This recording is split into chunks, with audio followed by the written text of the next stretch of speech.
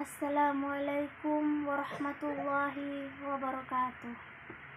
Alhamdulillah alamin. Wassalatu wassalamu ala asrofil anbiya wal mursalin wa ala alihi wa sahbihi ajma'in. Amma ba'du. Pertama-tama marilah kita panjatkan puji syukur kehadirat Allah Subhanahu wa taala yang mana berkat beliau saya bisa hadir di sini untuk menyampaikan sedikit dakwah.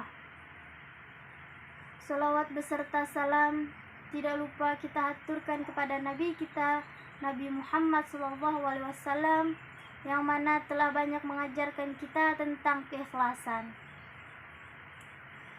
Ikhlas adalah salah satu amalan sunnahnya, dan sebagai umat muslim kita wajib untuk menaatinya. Ikhlas adalah amalan hati yang tingkatannya sangat tinggi, berbeda dengan sabar. Ikhlas baru akan terlihat setelah kita mengamalkannya. Orang yang ikhlas dalam beramal adalah orang-orang yang seolah-olah tidak melaksanakan amalan tersebut. Ikhlas bisa dianalogikakan sebagai bekerja tanpa upah. Terlihat jelas betapa tingginya amalan ini. Ibadah yang mengharapkan surga pun bisa dikatakan belum ikhlas karena masih mengharapkan upah dari Allah. Namun pada tingkatan ini sudah bisa dikatakan cukup tinggi dibandingkan dengan masyarakat awam. Akan tetapi bukan berarti beribadah dengan mengharapkan surga dan takut akan nerakanya Allah itu tidak baik. Imam Al-Ghazali mengatakan, beribadah dengan mengharapkan surga itu hukumnya sah-sah saja dan berfaedah dan bagus jika amalannya diterima. Imam Al-Ghazali menyebutkan, hakikat ikhlas adalah memurnikan niat dari hal-hal yang mengotorinya. Seperti sholat ya sholat, makan ya makan, pergi ya pergi. Begitu juga dengan ibadah. Ibadah ya ibadah saja, tanpa mengharapkan hal-hal lainnya.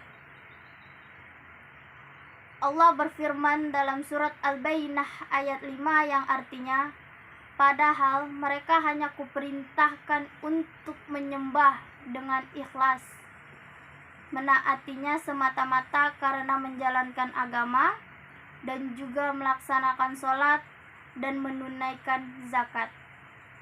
Dan yang itulah agama yang lurus dan benar. Dari ayat tersebut kita tahu betapa tingginya derajat memiliki sifat ikhlas.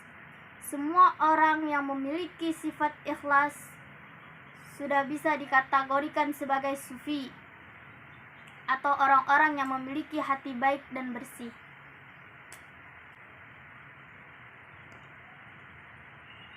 Seorang pedagang akan menjadi pedagang yang baik dan jujur. Seorang petani akan menjadi petani yang baik dan jujur.